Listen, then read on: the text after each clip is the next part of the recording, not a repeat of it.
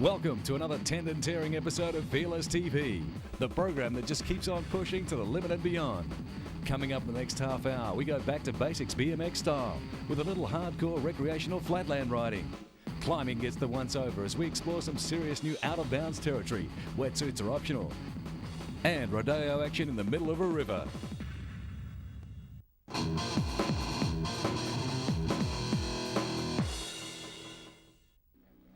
If you've never attempted the sport of canoeing, you could be forgiven for thinking that the words canoe and rodeo should not belong together in the same sentence, let alone be used to describe a rapidly developing sport in both Europe and the USA, a sport responsible for attracting huge crowds wherever it's held.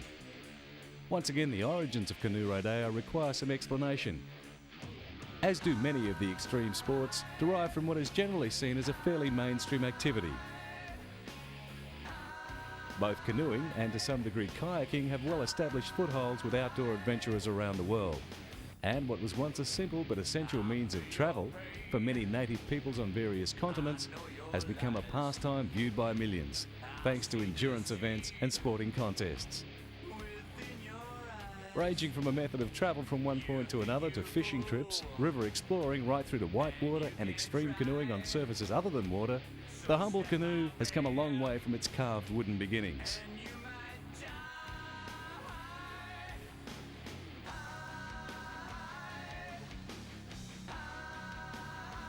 Drawing its base from both whitewater and slalom canoeing, where holes or eddies behind rocks and other obstacles create a different flow pattern in the water, canoe rodeo could best be described as freestyle or expression session of canoeing.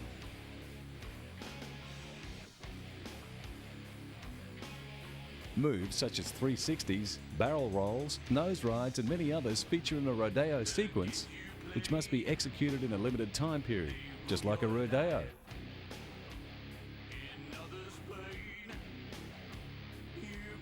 The size and style of these maneuvers is determined largely by contestant skill and to some degree the speed and depth of water flow through the hole.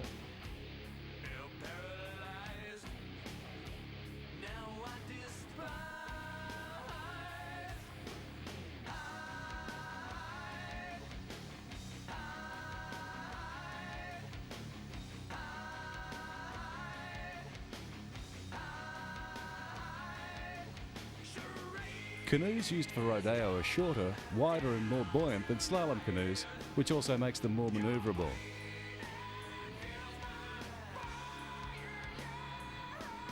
When executed by someone at a reasonable level, canoe rodeo looks a bit like this.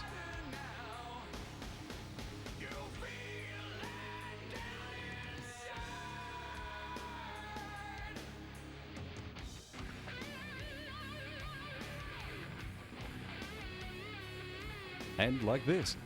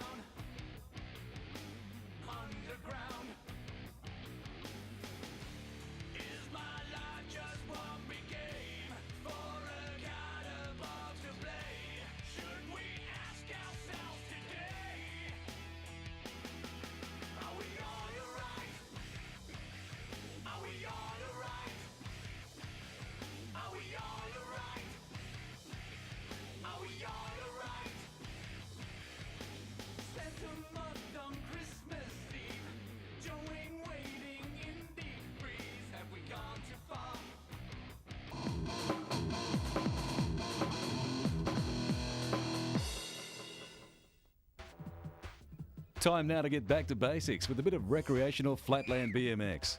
Out in the back blocks without the pressure of competition and the hordes of fans eyeballing every move. Just some trees, grass and a dirt track with some interesting bits for inspiration. They call it flatland BMX because there are no man-made ramps or half-pipes, and many flatland competitions are held on basketball courts or large flat areas of bitumen.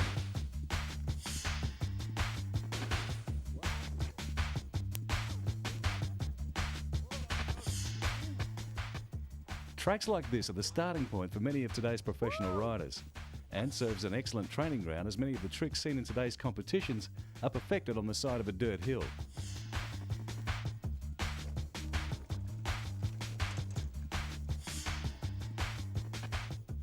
The benefit to riding in areas away from the multitudes of spectators is the chance to perfect many of the big air moves and try out new tricks in front of a select few friends.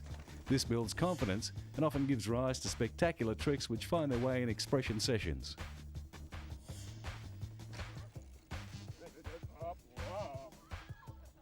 The chance to repeat certain moves over until perfected happens rarely in competition.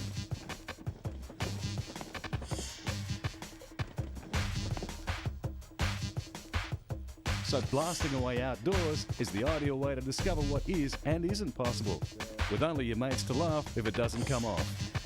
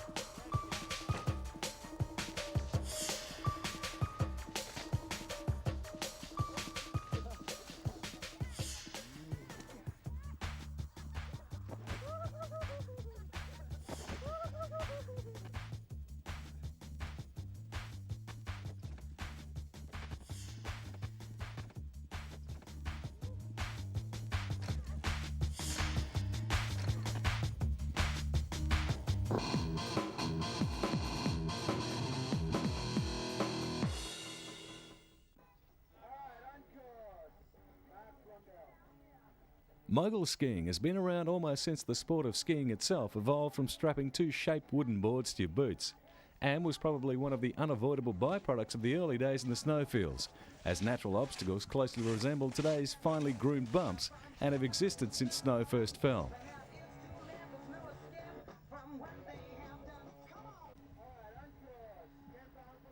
With the progression of technology over the years redefining the effectiveness of bindings and the shape, speed and response of skis in the snow, it was only a matter of time before human ability to tackle bumps increased dramatically.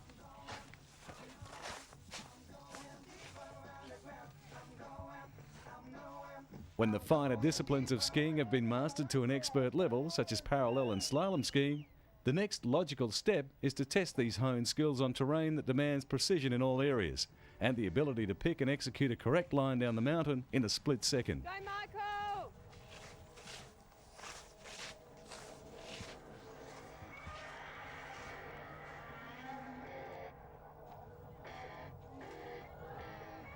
Along with the sharpening of these skills, amazing leg fitness and a highly developed sense of balance are the other key ingredients required to reach some level of competence in the bumps. The majority of skiing on this terrain takes place from the waist down, with the body supporting two giant shock absorbers, in this case being the legs, which serve to soak up all the bumps and attend to steering.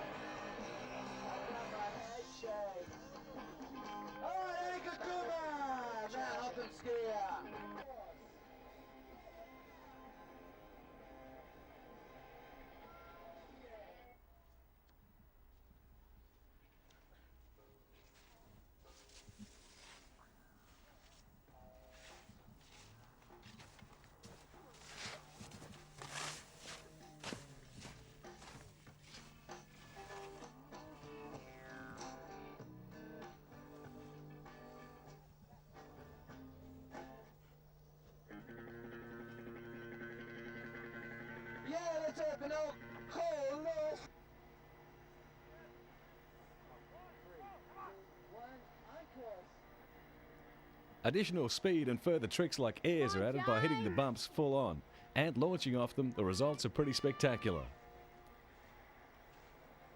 Come on, Jane! Come on, Jane! Come on, Jane!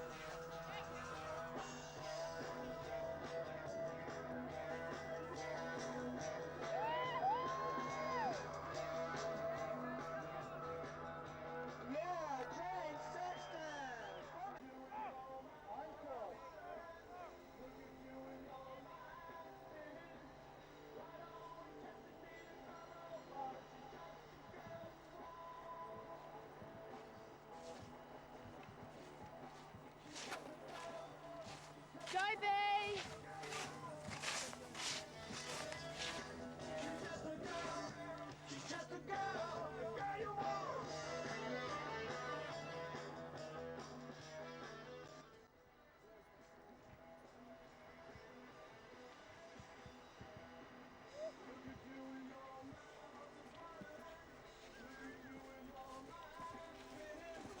When it all comes together, runs like this result.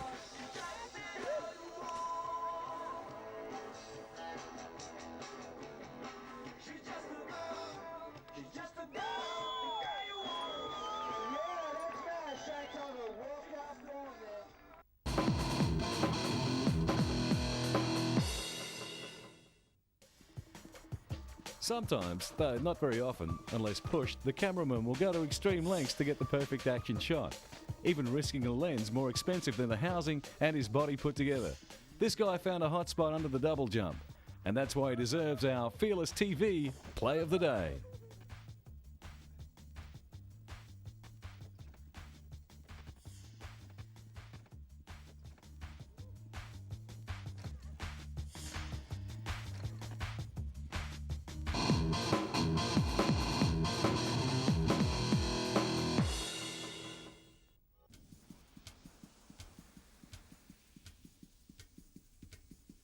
What more is there to say about bungee? Things just haven't been as interesting since they banned the double bungee. But just to keep the adrenaline high, here's some more point of view shots featuring speed, gravity, and extreme facial expressions. Keep an eye out for the camera safety strap to the right arm.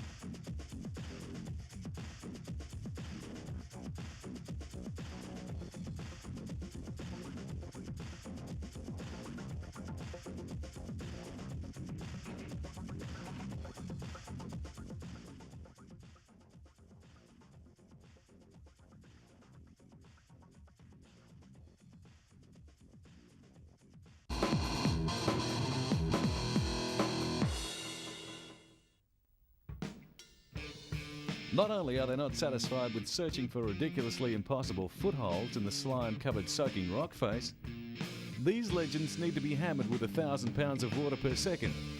A bit like ice skating into a fire hose.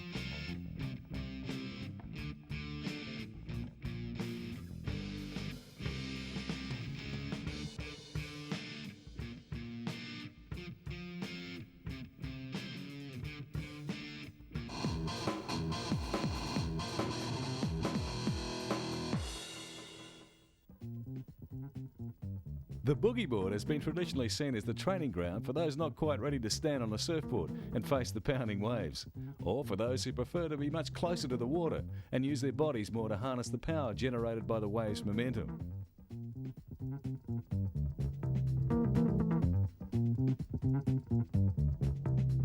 Whatever the reason for preferring a boogie board over surfing or even body surfing, it's clear the original designers never meant the equipment to be used on sand.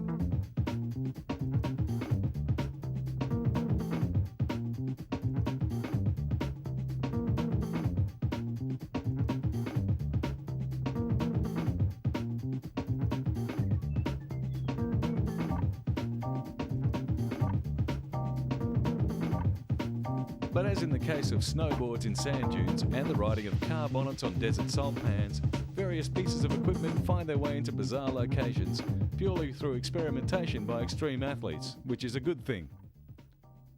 Not a good thing, however, is the waxed surface of the board, much like a snowboard travelling on sand. But there is obviously some fun to be had, and who wants to get in the way of fun? Back to a more natural habitat for the boogie board.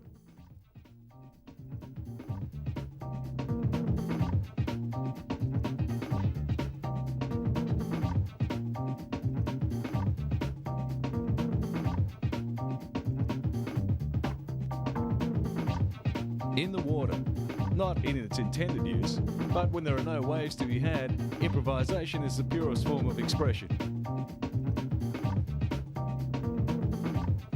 If nothing else, this demonstrates the boogie board's stability at speed, even when towed behind a boat.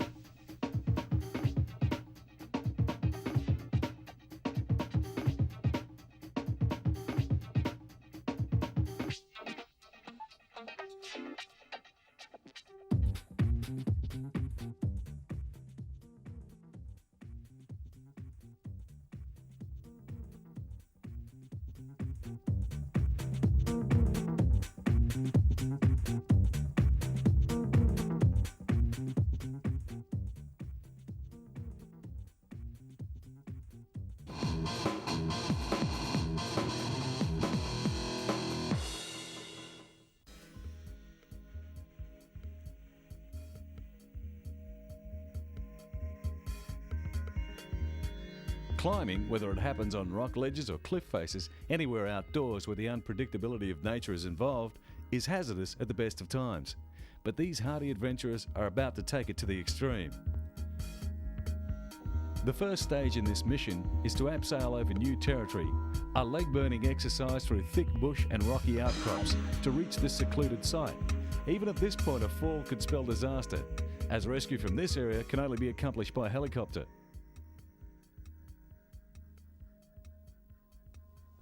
Once our climbers have accessed the river, it's then a matter of reaching the source of its power, which in this case happens to be a waterfall.